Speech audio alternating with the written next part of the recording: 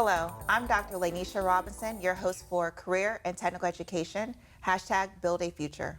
Working in Lucie Public Schools with the Career and Technical Education CTE department, we want to show what our teachers and students are doing in the classroom to close the skills gap in multiple fields. The students in these programs are earning industry certifications, which create more opportunities and options for all students at their high school graduation. In this upcoming episode, you will meet Mr. Phillip DePuy, along with his student, Logan Day, from Treasure Coast High School, and learn more about the engineering and manufacturing academies. Welcome. Please go ahead and introduce yourself. Hi, my name is Logan Day. I'm a student at Treasure Coast High School, and I'm a part of the engineering club. And my name is Phillip DePuy, and I am the current engineering and manufacturing teacher at Treasure Coast High School. Okay, so when you say that, basically you're running two different programs at Treasure Coast High School, correct? I am. Okay. Now, how are these two programs, how are they unique or different from one another? In short terms is engineering designs, manufacturing makes, but they do cross over enough where an engineer needs to know how things are built. So when they're designing, as well as manufacturing needs to know how to design something as they're building in case they come across a problem while they're doing that. Okay. Now, Logan, are you on both academies or just one or the other? I am on both. Okay. All right. So, Phil, can you please explain to us what was your industry experience prior to coming into teaching?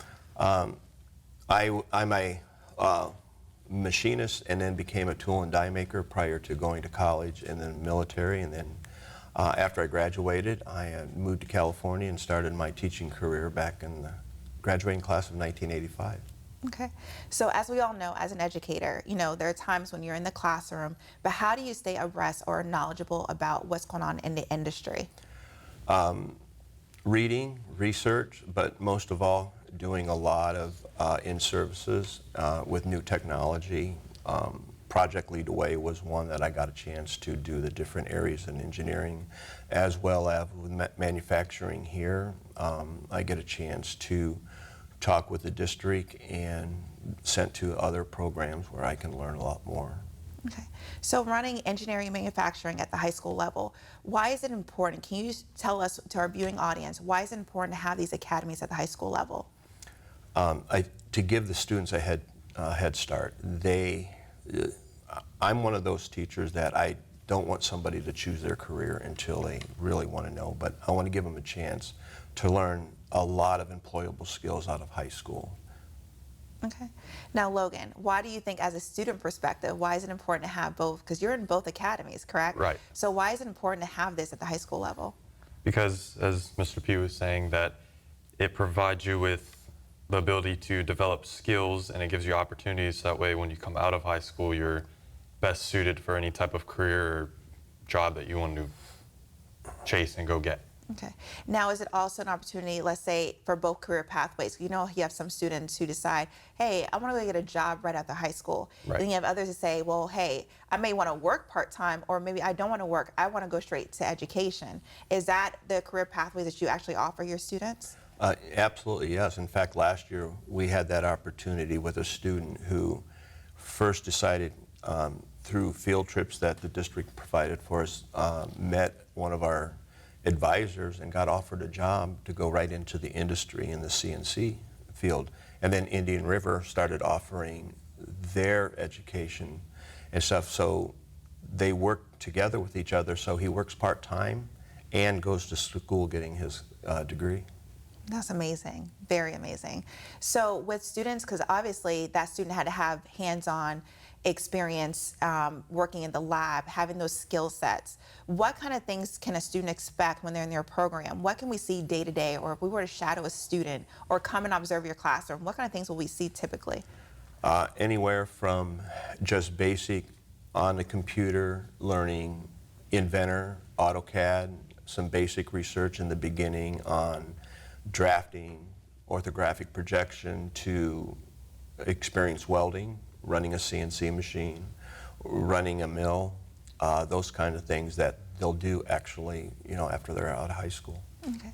So Logan, as a student, your perspective on what, hearing what Phil just mentioned, all Right. these different things that you all have technology right there in your classroom. Right. What would you say is most exciting for you when you come in the classroom daily? Most exciting for me is being able to go in the back and work with the different type of machinery that we have available. So as you mentioned, welding, CNC machining, it's very fun to be able to go in the back and develop skills using that type of machinery. So that way I'm able to go chase a career path that I might want rather than having to develop skills after high school. So right out the get-go, I can go and get that type of job and career. So are these the tools, the technology that's in the classroom, are these also the tools, technology that anyone will see right out there in the real world in industry? They can. It depends who they get in contact with, through our apprenticeship program. Most of the places that are offering have the hands-on skills that these students need. And so it just takes them from the level that I give them, and they start to learn that more experience that hopefully they can build a better future. Okay, perfect. Now, you had mentioned apprenticeship, right? Is that for after high school? So what do you offer at the high school level? Well, we have an apprenticeship program that the seniors sign up for, and in working with the district, that we get together, and as the school year ends, a lot of the businesses will start offering positions, and so they offer it to those people who have gone through the apprenticeship program and have signed up for that, which is a really great program. Okay, so what are some of the benefits of when you talk about, having the pre-apprenticeship at the high school level and then for students to leave, what are the typical benefits for these students? They compete against other people as an adult for a job, and when a job is posted or comes available, many people are probably going to apply for it. So we need my students to have something that if everything is on the same level, my student's going to hopefully arise above that through the apprenticeship program, through the skills that they learn in my classroom to get that job. So having this pre-apprenticeship in your program, what kind of things were you able to purchase, for example, because it came with a grant, right? Yes. Okay, so what kind of updates were you able to make because of that grant from the Department of Education? We were able to update the furniture, so my students now have individual tables that they can work on their projects, and also they can be moved together if they're doing collaborative work. Also, when we're doing industry certification with Inventor, and I have now monitors that now when they open up their programs and stuff, they have 2 monitors. That makes it a big, much better way of learning their program. We've been able to purchase different type of machinery, 3D printers, CNC machines. When I got there, there were 2 large mills and a lathe that was donated that I was able to use. So we're updating our program almost monthly, yearly, and hopefully it'll just keep moving on. And now, Logan, with you and other students, what was your first take on when you saw all these improvements being done right there in front of you all, from what you had like 2 years ago, last year, till now? So I wasn't a part of the Engineering and Manufacturing Academy when I first came to the school. I joined, I think it was junior year, and when I came in, there was still improvements being made, but I kind of came in once everything was already set up. But it was very nice to come in and see that we were able to be provided with the correct machinery to be able to develop skills and actually use the machinery that's available for us. Okay. All right. And then you're also, like you mentioned before, you're in the engineering and manufacturing program. Right. Do you feel like being in both programs, does it also help you out with leadership skills and leadership qualities, like building on those qualities that are there as a student? Yes, I believe so, because since I've been there, we've been able to start a car club that branches off the academy that focuses on more of the automotive aspect, but how different types of machinery can be used in the automotive field that we actually have available in the classroom. And then on top of that, it gives students in the classroom and at the school the ability to be more involved with the school through that car club. Okay. So with this car club, because I know off camera we were talking about, the importance of having, the recruitment efforts. What are you doing with that car club? Like, how is it unique? I think it's one of a kind, but it's unique that we can start bringing other students and people and join them with people in the community, and it's a way to promote what we have in the classroom. So car club, you know, racing, those type of things, then students are involved with that, then they get to see what our program's like, and then hopefully our enrollment starts to build even more than it is now. Which is amazing. Yeah. Now, and also I know part of the car club, you all have fundraising efforts that you all also use that's also showcasing your leadership skills. It's actually teamwork. So if you want to explain some of the things that you all are doing with that? Yeah, so for the car club, a lot of it that takes place with the car club has to do with the students, because for the whole club, it's mainly led by students. We do have our director, Mr. DePuy, but everything is organized and all taken care of by the students that are actually attending the school. So it gives more of a student involvement with the club. And then on top of that, like you're saying, we are making fundraiser efforts to be able to help raise money for the academy through the car club. Okay. And with Logan and a couple of others that are now the officers of the club, it gives them stake in the program. You know, I am there to watch, but everything that happens, they do. So it is a success because of them, and it's a failure because of them. And we learn from our failures, but it's been very successful. So I'm really proud of what's been going on there. Okay. Now, and then just kind of going back in our conversation early on, you had mentioned that you all do, you take your students, you expose them to outside companies, industry, businesses with field trips. Can you elaborate on that, please? Yeah. Last year, I didn't even know that we were able to do that, but with the district's help, we did a field trip one day. We took 2 vans, 12 students, and in the morning we visited a CNC place, and they broke us up and they just gave a grand tour. And we got to, the students got to see how everything was done start to finish, which was pretty amazing. And then the owner, Jerry, was able to talk to them at the end. And then we went to lunch, and then in the afternoon we visited a welding place. And not only did we visit them, prior to going, the owner, Mr. Wilcox, he told us, have your students bring some welding helmets. And my students then got hands-on experience with even better equipment that actually sort of got them, and they got even more interested.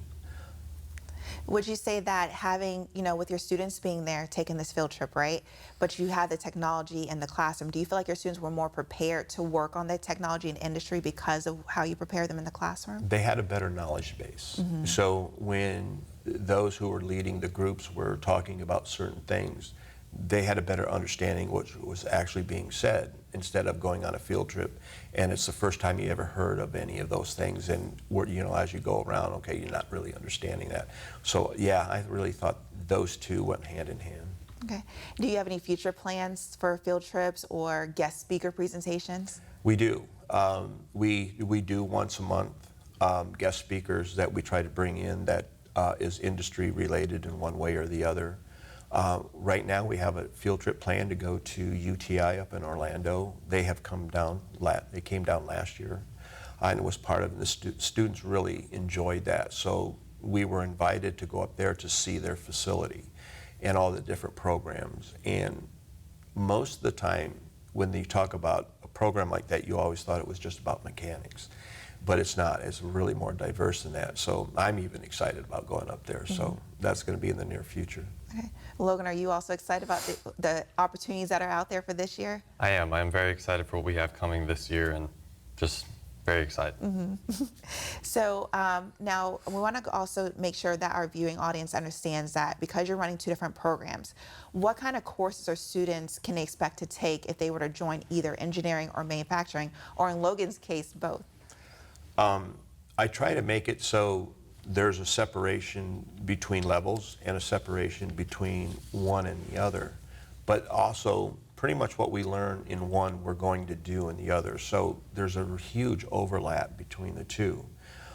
We started a program this year, the Mssc Program, and that is another industry certification that the students will be able to earn from the manufacturing side, which is really in depth about what that subject matter is about. And I had the opportunity to take that program and take the 4 exams, and it's a lot more than what I thought it was. So I'm learning as well in what we're going to be doing in the classroom that gives that slight separation between the two. Okay. So, and I know you just mentioned it with industry certifications, and you mentioned MSSC. What other certifications do you offer? Can you just give us a breakdown list? Sure. We offer Inventor certification, and I've been doing that for years, but we do that here at Treasure Coast. We're going to offer AutoCAD this year and add the MSSC. So hopefully I'm going to get the juices going for one of those programs for my students. But then again, if you start earning all 3 of those, when they start doing their interview and their resumes and those things, it's going to give them that leg up over somebody else that may not have that type of experience. Exactly, 100% agree with you.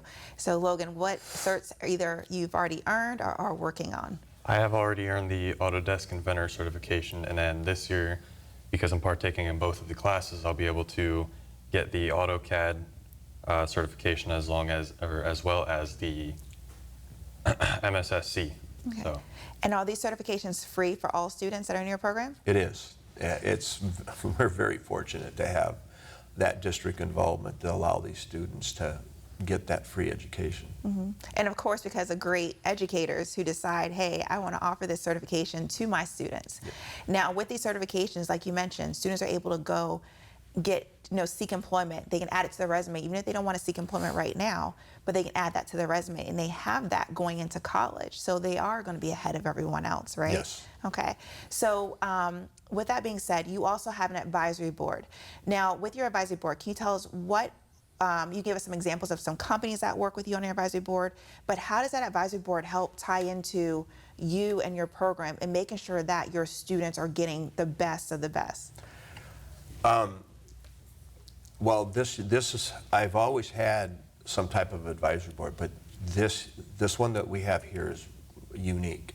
That the people that own these businesses or run these businesses last year, Jerry, and I apologize that I don't remember the name of his business.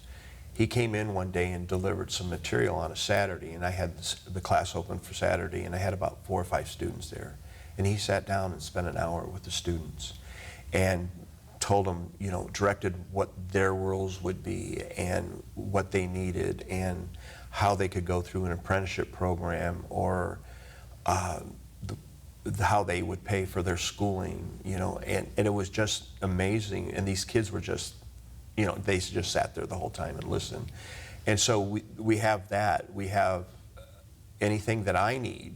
If I need something, I say, I need some help with this, or what would you suggest if I want to buy this? And so we have this involvement, the closeness of this community that allows, it goes so far. Mm.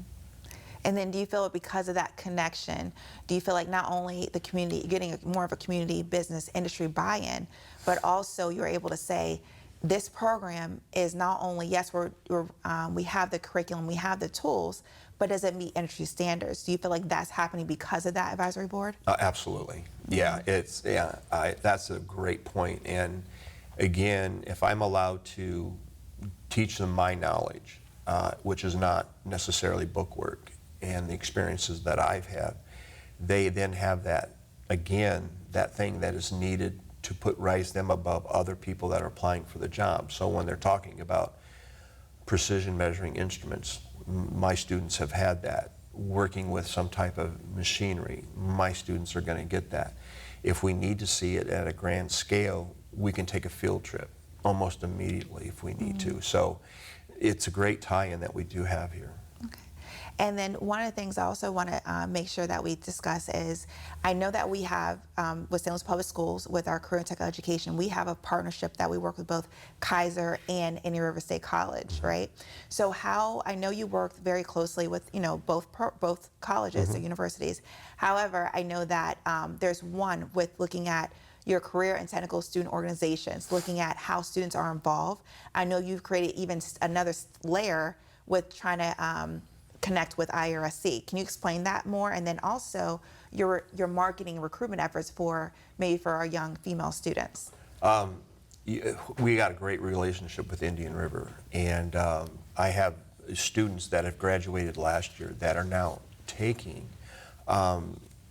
excelling now past what I was able to give them. The articulation agreement that you were referring to, if my students take the 3 years, Engineering 1, Engineering 2, or Engineering 3, or Manufacturing 1, 2, and 3, they have earned up to 15 credit units at the college level, which then gives them a head start that they don't have to take certain classes at the college level.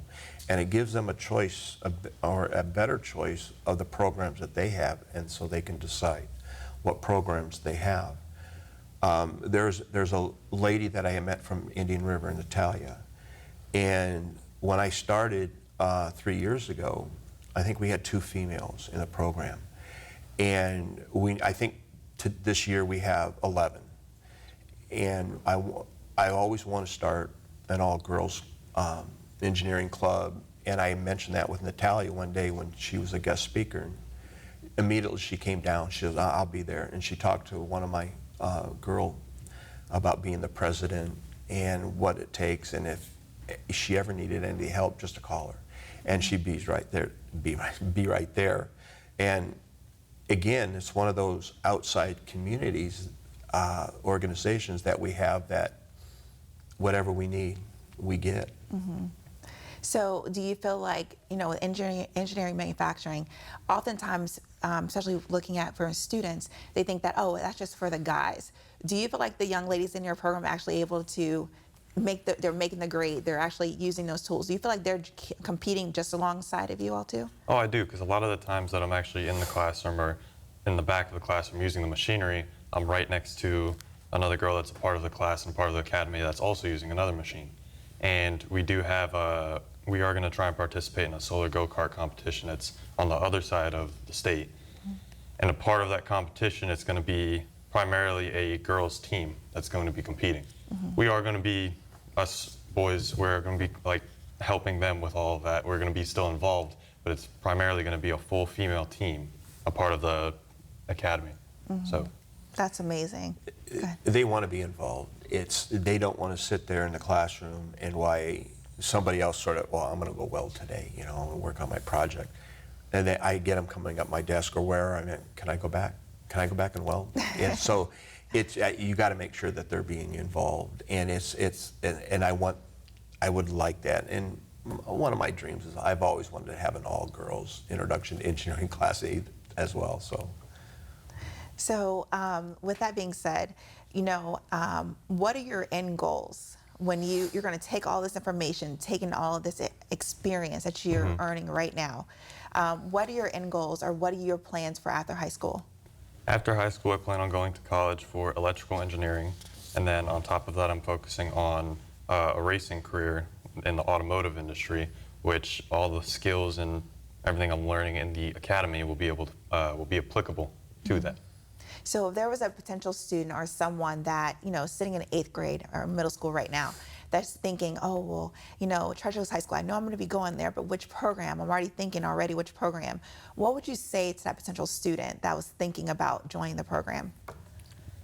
Join it. I mean, this program for me has taught me a lot, that I'm able to use the information and the skills I've developed through the course of being a part of this academy after high school. So it gives me the opportunity and, like you were saying, a leg up on anyone else who might be competing or applying for different jobs, and gives me the ability to choose from all various amounts of career paths. Mm-hmm. So, and I want, and all my students have to develop a hands-on project. So talking about an end game, it's sort of how I'm trying to teach now this year with that separation. I show, well, this is what we're going to make, but this is how we're going to have to get there.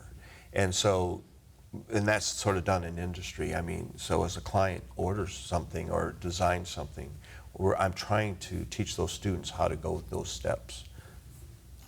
So with your talking about like end game and looking at, once students leave high school, what are you doing, or not necessarily what are you doing, but can you explain what are articulation agreements and how does that apply to your program, and not just your program, but those students who are leaving? So back to what they can earn, the articulation agreement, the year 1, the year 2, the year 3, getting that experience, taking that and then using what is offered by the schools to be able then to choose the many programs that that particular school offers and then run with it. I mean, just get your degree, get out there and work part-time, you know. Be that person that when you do interview, they're going to choose you, or they don't even have a choice not to choose you. And that's sort of what I want all my students when they leave high school to have employable skills, and it gives them a better chance to get ahead. And then, so they're earning the employability skills, they're getting certifications. Yes. With the articulation agreements, are earning college credits. Can you explain a little bit more about the college credit route too? With my experience for here, they can earn up to 15 credit union units at Indian River. So they take that, and then if they need an introduction to engineering class or an introduction to electrical class or anything like that, they may already have earned that. And then they don't have to take that at the college level, which means they can now start taking more of a demanding course that they need to get their degree. Okay. So can you share with us one last time, why is it vital to have manufacturing engineering at the high school level? Gives them all the opportunities needed to get ahead.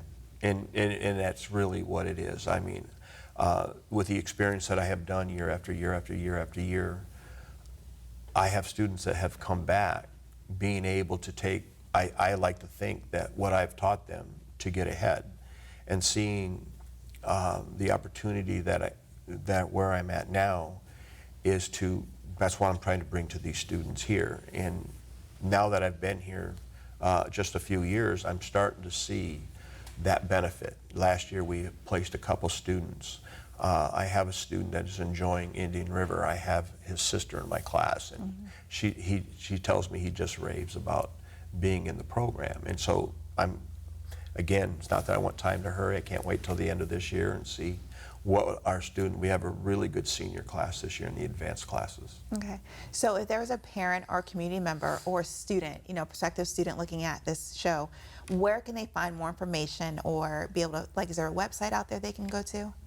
What we have right now, actually last year at our open house, I started developing Trifold to start giving information to our counselors. So we're going to try to educate our counselors to what we do. Put more things on the website. Okay. All right. So as we prepare to close, is there anything else you would like to, one last point you would like to add, either one of you? No. Okay. All right. Well, thank you. I'm Lanisha Robinson, and this is Career and Technical Education, #Build a Future. I encourage you to view our St. Lucie Public Schools Career and Technical Education page. In Career and Technical Education, we are merging the post-secondary and career pathway for all of our students. We are building a future and continuing to close the skills gap. On behalf of the station's team, I'd like to thank you for joining us today.